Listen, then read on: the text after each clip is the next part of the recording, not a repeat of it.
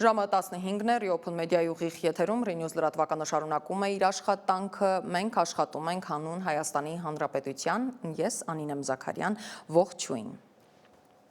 Ազգային ժողովում շարունակվում է արտահերթ նիստը, որտեղ աղմկահարույց նախագծերից մեկը վերաբերում է Հայաստանի էլեկտրական ցանցերի պետականացմանը, թեև նախագծի տեքստում որևէ կերպ չի շոշափվում հեծ անունը, սակայն ընդդիմադիր պատգամավորները համոզված են, այս օրենսդրական փոփոխությունները ուղղված են հեծը ներկա սեփականատերերից խլելուն։ Ինչպես հիշում եք, օրեր առաջ վարչապետ Փաշինյանը հայտարարեց, որ Հայաստանի Հանրապետությունը պետք է շատ արագ վերցնի հեծի կառավարումը։ Այսօրվա նիստի օրակարգում ընդհանուր առմամբ 22 հարց ներառված են մի շարք օրենսդրական նախաձեռնություններ, որոնք ճանաչվել են որպես անհետաձգելի,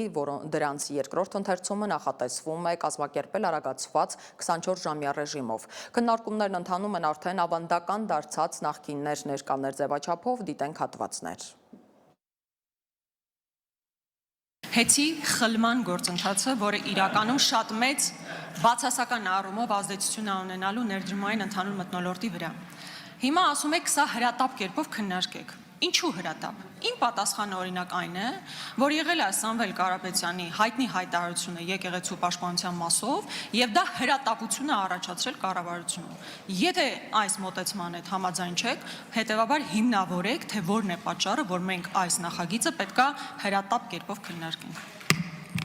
Շնորհակալություն հարցի համար։ Ձեր կողմից բարձրաձայնված հարցի վերաբերյալ նշեմ, որ այն արտահայտությունը, որը դուք թույլ տվեցիք, հեծ եւ խլել, ես նախագծին ծանոթացել եմ, երկու բառն էլ անծանոթ են նախագծի մեջ առկա չեն, դա վերաբերվում է ընդհանուր առմամբ էներգետիկ ոլորտի որպես ռազմավարական նշանակություն ունեցող ոլորտ բարեփոխումների շարունակականությանը։ Ես նաեւ վստահ եմ, որ բոլորը տեղյակ եք, որ մենք այս ոլորտում ունենք բազմաթիվ խնդիրներ, այդ թվում կապված էլեկտրաէներգիայի մատակարարման հետ կապված եւ դրանց մասին նույնիսկ խոսելու կամ ինչ-որ բան ապացուցելու կարիք էլ չկա։ Սա է հիմնականը եւ ռազմավարական ոլորտը հաշվի առնելով մենք կարծում ենք, որ նման հարցերին պետք է հրատապ լուծումներ տալ, դրա համար էլ այս նախաձեռնությունը այսօր ձեզ ներկայացվում է եւ առաջարկվում է քննարկել։ Շնորհակալություն։ Արձագանք։ Թռնեք օդ, իջնեք ներքև, սա հեծը խլելու մասին նախագիծ է, ինչքան էլ գեղեցիկ ձևակերպումներ փորձեք փաթեթավորել։ Աննա Գրիգորյանն ասում է հեծը խլելու նախագիծ է։ Տիկին Գրիգորյան, իմ ընկալմամբ ձեր նոր թիմի առաջնորդը կամ թիմի նոր առաջնորդը, չգիտեմ, ոնց ուզում եք մեկնաբանեք կամ ընկալեք դա, կարա ձեզ հատորներով պատմի, թե կոնկրետ Հայաստանի Հանրապետությունից ինչն է խլել ու ումա տվել։ Այսինքն իմ քայլը դաշինքում ձեր է տեղած կարճ ժամանակահատվածի ընթացքում ինձ թվում է գոնե փորձառու գործընկերներից կհասցնեիք կամ հասցրած պիտի լինեիք լսել ու սովորել, թե ինչն են խլել, ումից են խլել, ոնց են խլել։ Ազգային ժողովում քննարկվել է հանրային տրանսպորտում չվճարելու դեպքում տուգանք սահմանելու օրինագիծը, որը նախատեսում է 3-ից 15,000 դրամի չափով տուգանք Երևանում անվճար երթևեկելու համար։ 3,000 դրամ տուգանք տրանսպորտ բարձրանալուց հետո տոմսը կամ կրիչը չվավերացնելու, 10,000 չվճարելով օգտվելու, 15,000 այլ անձի համար նախատեսված արտոնությունն օգտագործելով վճարելու դեպքում։ Նախատեսվում է, որ տրանսպորտում հսկողություն են իրականացնելու համայնքի աշխատակազմի պաշտոնատար անձինք կամ 100% համայնքային մասնակցությամբ օպերատորի աշխատակիցները։ Ուղևորները պարտավոր են տրանսպորտային միջոցը նստելուցան միջապես հետո ոչ ուշ, քան 1 րոպեի ընթացքում վավերացնել վճարման կրիչը եւ մինչեւ ուղևորության ավարտը պահպանել այն անհրաժեշտության դեպքում հսկողություն իրականացնող անձանց տրամադրելու համար։ Անդրադառնամ տուգանքների չափին, այստեղ վարչական իրավախախտումների վերաբերյալ օրենսգրքով առաջարկվում է 137.9 հոդվածում համապատասխան լրացում իրականացնել, որով վճարի չվճարման կամ այդ կրիչը չվավերացնելու համար առաջացնում է տուգանք 15,000 դրամի չափով, եթե քաղաքացին օգտվել է ոչ իր կողմից ձեռք բերված կամ արտոնություն ունեցող անձի կրիչը կրող քարտից կամ արտոնությունից ընդհանրապես, ապա այս պարագայում սահմանվում է 15 հապատիկի չափով, այսինքն 15,000 դրամ, եւ 3 հապատիկի չափով է սահմանվում, եթե ունի նման հնարավորություն արտոնություն, սակայն չի վավերացրել կրիչը տրանսպորտային միջոցում, այսինքն տրանսպորտային միջոց բարձրանալիս ինքը ձեռք է բերել համապատասխան իրավունք, սակայն այդ իրավունքը չի վավերացրել։ Շնորհակալություն։ Քիչ առաջ Փաշինյանը Facebook-յան իր էջում տեղադրել է իր անձնական նամակագրություններից մի էկրանանկար սկրինշոտ ու գրել. «Մեջբերեմ, ինչպես տեսնում եք նկարից տվյալ հանձնարարականը տվել եմ 2025 թվականի մայիսի 20-ին։ Այդ հանձնարարականի մասին իմացել են, չէին կարող չիմանալ հեծում եւ որոշել են կանգնել եկեղեցու կողքին։ Այնուհետև նշել, թե քիչ առաջ Հայաստանի պատմության թանգարանում էր եւ էլեկտրականությունն անջատվել է եւ որ վերջին շրջանում չի եղել մի որևէ այցելություն, որտեղ հոսանքն ընթացիկ անջատված չլինի։ Ըստ այդմ իրեն հարկավոր չեն բացատրություններ, այլ պատժամիջոցներ կոնկրետ հեծի նկատմամբ, ապա դիմելով տարածքային կառավարման եւ ենթակառուցվածքների նախարար Խուդատյանին 1 ամիս ժամկետ է տվել կոնկրետ առաջարկների համար։ Սամվել Կարապետյանի ընտանիքը ներդրումային վեճը սկսելու մասին պաշտոնական ծանուցում է ուղարկել Հայաստանի պետական մարմիններին։ Ծանուցումը հիմնված է Հայաստանի եւ Կիպրոսի կառավարությունների միջև ներդրումների խրախուսման եւ պաշտպանության մասին 1995 թվականի հունվարի 18-ին ստորագրված համաձայնագրի վրա։ Այս համաձայնագիրը ներդրողներին իրավունք է տալիս դիմել միջազգային արբիտրաժ, եթե նրանց իրավունքները խախտվում են պետության կողմից։ Կարապետյանների ընտանիքը պահանջներ է ներկայացնում Սամվել Կարապետյանի եւ Հայաստանում նրա բիզնեսի դեմ վարչապետի սկսած արշավի պատճառով։ Հիշեցնենք, որ Սամվել Կարապետյանի հետ կապված թեման հրապարակայինը սկսվեց վերջինիս կողմից եկեղեցուն սատարելու վերաբերյալ հայտարարությունից հետո, իսկ նրան պատկանող հեծի շուրջ քննարկումները սկսվել էին նշված իրադարձությունից ավելի վաղ։ Վարչապետ Նիկոլ Փաշինյանն արձագանքել է իր գրառումների վերաբերյալ օգտատերերի մեկնաբանություններին եւ զգուշացրել, որ քաղաքակիրթ մեկնաբանություններին զուսպ է արձագանքելու, իսկ հայհոյանքի դեպքում նույն ոճով էլ հակադարձելու է։ Նա գրել է, թե մի շարք օգտատերերի գրառումներից տպավորություն է ստացել, որ երբ իրեն ու իր մտերիմներին են վատ խոսքերով անդրադառնում, ինքը վարչապետ չէ, սակայն երբ ինքն է այդ խոսքերն օգտագործում, մարդիկ հիշում են, որ ինքը երկրի ղեկավար է։ Փաշինյանը գրել է, թե ապօրինի մեթոդների չի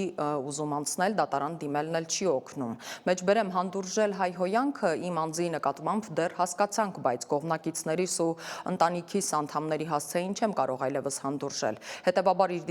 իմ դիրքորոշումը հստակ է, կլինի սուր, բայց կանոնավոր բառապաշարով քննադատություն, ես կվարվեմ նույն կերպ, կլինի հայհոյանք ու վիրավորանք, արձագանքելու եմ նույն կերպ, կլինի հարգանք, կարձագանքեմ հարգանքով, այլ բան խնդրում եմ չսպասել։ Գրել է նա եւ իր բոլոր համախոհներին ու կողմնակիցներին կոչ արել նույն կերպ վարվել։ Կամ հանրային կոնսենսուս կլինի այս հարցի շուրջ եւ մենք կունենանք ինչքան էլ սուր, բայց քաղաքակիրթ բանավեճ, կամ կլինի խոտորնակին խոտորնակ, ամփոփել է վարչապետը։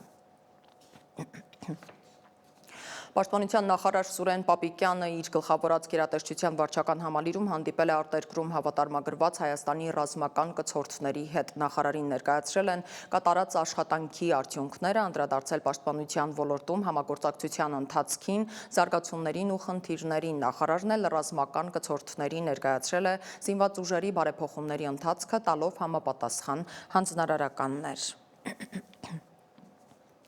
Մի շարք գյուղերում քամին ու կարկուտը վնասներ են հասցրել Արմավիրի մարզի Բաղրամյան համայնքի Լեռնագո, Գարգինա, Քարակերտ, Շենիկ, Դալարիկ բնակավայրերում ուժեղ կարկուտ է տեղացել։ Ուժեղ քամու պատճառով վնասվել են տանիքներ եւ գույք։ Արմավիր քաղաքում քամին տանիքի մի մեծ հատված է պոկել, արդյունքում վայր ընկած կտորները 7 մեքենայի էին վնասել։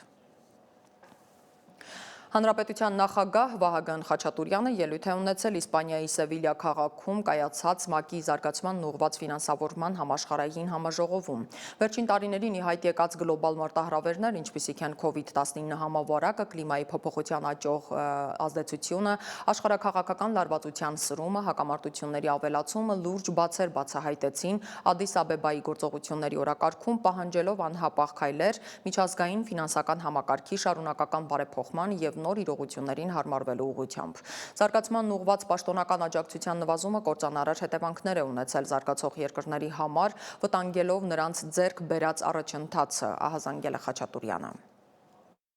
Your Majesty King of Spain Հայաստանը դասվում է բարձր միջին եկամուտ ունեցող երկրների շարքին, միևնույն ժամանակ այն դեպի ծով ելք չունեցող զարգացող երկիր է, որն առերեսվում է բազմաշերտ մարտահրավերների։ Լեռնային Ղարաբաղից հարկադրաբար տեղահանված 115,000 փախստականների հոսք, կլիմայի փոփոխության հետևանքով կրկնվող աղետներ, համաշխարհային շուկաներին եւ արժեթղթային շղթաներին միանալու դժվարություններ։ Սակայն Հայաստանը հարկադրված է սահմանափակ ռեսուրսներն ուղղել իր ավելի քան 13 միլիարդ դոլար կազմող պետական պարտքի սպասարկմանը, ի հաշիվ հումանիտար կլիմայի փոփոխությունների մեղմացման եւ կայուն զարգացման կարիքների ֆինանսավորման։ Armenpress-ի հաղորդմամբ ըստ Ամերիկայի Հայդատի գրասենյակի Միացյալ Նահանգների կոնգրեսում հուլիսի 8-ին կկայանա շվեյցարացի պատգամավորների ճեպազրույցը, որտեղ նրանք կոնգրեսի անդամներին եւ աշխատակազմին կտեղեկացնեն Լեռնային Ղարաբաղից բռնի տեղահանված հայերի իրենց հայրենիք արժանապատիվ եւ անվտանգ վերադարձն ապահովելու ուղղությամբ ձեռնարկվող շարունակական ջանքերի մասին։ Թեման Լեռնային Ղարաբաղի բնիկ հայ բնակչության անվտանգ եւ արժանապատիվ վերադարձն է հայրենիք։ Ճեպազրույցին կմասնակցեն նաեւ Հայաստանի Հանրապետության նախկին արտգործնախարար եւ Լեռնային Ղարաբաղի ժողովրդի հիմնարար իրավունքների պաշտպանության հանձնախմբի նախագահ Վարդան Օսկանյանը եւ Քրիստոնեական համերաշխության միջազգային կազմակերպության նախագահ Ջոն Էյբները։ Այս ամենը Շվեյցարիայի մայրաքաղաք Բեռնում 2025 թվականի մայիսի 26-ին մեկնարկած շվեյցարական խաղաղ նախաձեռնություն հանուն Լեռնային Ղարաբաղի միջկուսակցական հանձնախմբի նախաձեռնությունն է։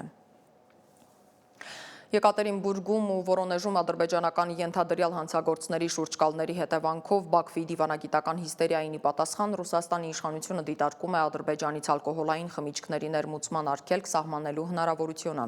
Ռուսական հատուկ ծառայություններին մոտ կանգնած տելեգրամյան Կրեմլիովսկայա տաբակերկա ալիքը հաղորդում է, որ արգելքը կարող է տարածվել Ադրբեջանից նախկինում ներկրված գինիների ու կոնյակների բոլոր տեսակների վրա առանց բացառության։ Մինչև այդ Բաքուն չեղարկել էր Ռուսաստանի բարձրաստիճան պաշտոնյաների այցերն Ադրբեջան, ռուսական մշակութային միջոցառումները, այնուհետև լրտեսության մեղադրանքով ցուցադրաբար ձերբակալել էր Սպուտնիկ Ադրբեջանի խմբակրության ղեկավարներին։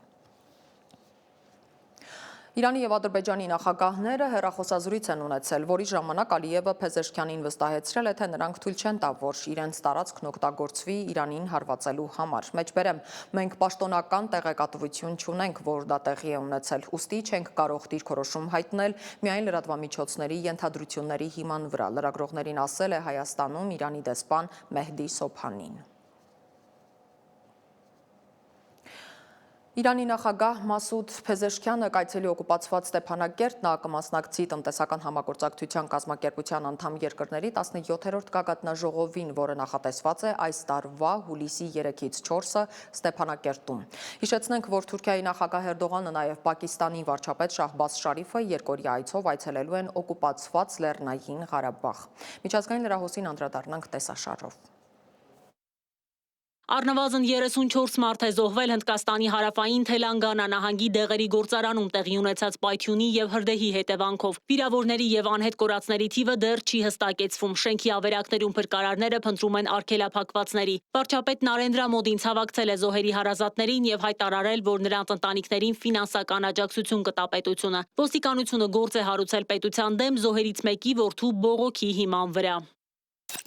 Զոհեր եւ ծանր վիրավորներ կան Ռուսաստանում Իժևսկի գործարանի վրա անօթաչուներով հարվածներից հետո Դաշնության պաշտպանության նախարարությունը հայտնել է, որ անցած գիշեր հոբ միջոցներով ոչնչացվել եւ կալանվել է 60 ուկրաինական դրոն ինքնաթիռի տիպի։ Ռուսաստանը Լուգանսկի ինքնահռչակ հանրապետության ամբողջ տարածքի նկատմամբ վերահսկողություն է հաստատել, հայտարարել է մարզի ղեկավարը։ Մոսկվայի օդակայանների եւ Ղրիմի կամրջով տրանսպորտի երթևեկությունը ժամանակավորապես փակվել է։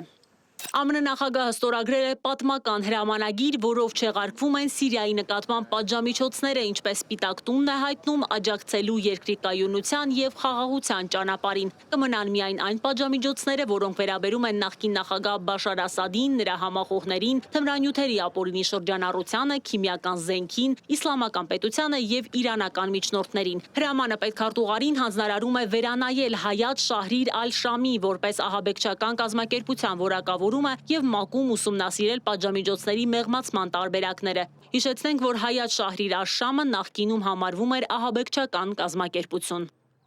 Իսրայելական զինուժի նախորդ օրվա հարվածներից Գազայում սպանվածների թիվը հասել է 78-ի։ Ծովափնյա սրճարանում տեղի ունեցած ավիահարվածներից հետո մոտ 4 տասնյակ մարդ էր զոհվել, ըստ ականատեսների 23 մարդ էլ կրակոցների ժամանակ է զոհվել, երբ փորձել են սննդամթերք ստանալ։ Հայտնի է, որ զոհերի թվում է տեղացի լրագրող Իսմայիլ Խատաբը, ով հայտնի էր Գազայում մարդկանց օրհասական վիճակի մասին ռեպորտաժներով։ Դոնալդ Թրամփը հաջորդ շաբաթ Սպիտակ տանը կընդունի Իսրայելի վարչապետ Բենյամին Նեթանյահուին, Associated Press-ին ասել են պաշտոնական աղբյուրները։ Սպիտակ տան մամուլի քարտուղար Քերոլայն Լևիթը հայտնել է, որ Մերձավոր Արևելքի հարցերով հատուկ բանագնաց Սթիվ Ուիթքոֆը շարունակում է իր ուղղակի եւ անուղղակի շփումներն իրանցի պաշտոնատար անձանց հետ։ Ավելի վաղ ամերիկյան լրատվամիջոցները գրել էին նաեւ Վաշինգտոնի ու Թեհրանի միջև բանակցությունների հնարավոր շարունակության մասին, սակայն Իրանի արտգործնախարար Աբբաս Արաղչին հերքել է Միացյալ Նահանգների հետ բանակցությունները արագ վերսկսելու որևէ ծրագիր։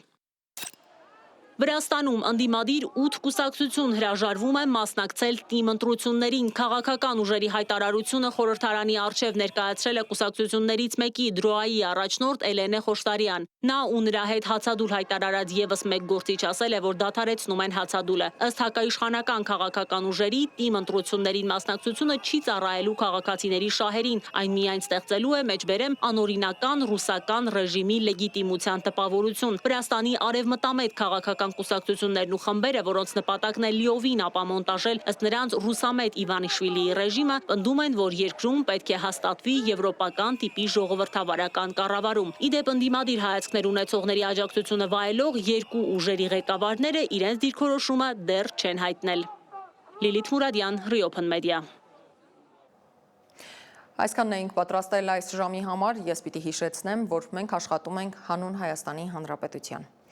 Իսկ ես Անին եմ Զաքարյան, ձեզ հրաժեշտ եմ տալիս հիշեցնելով, որ մեր հաջորդ թողարկումը ժամը 18:00-ին է։ Կհանդիպենք։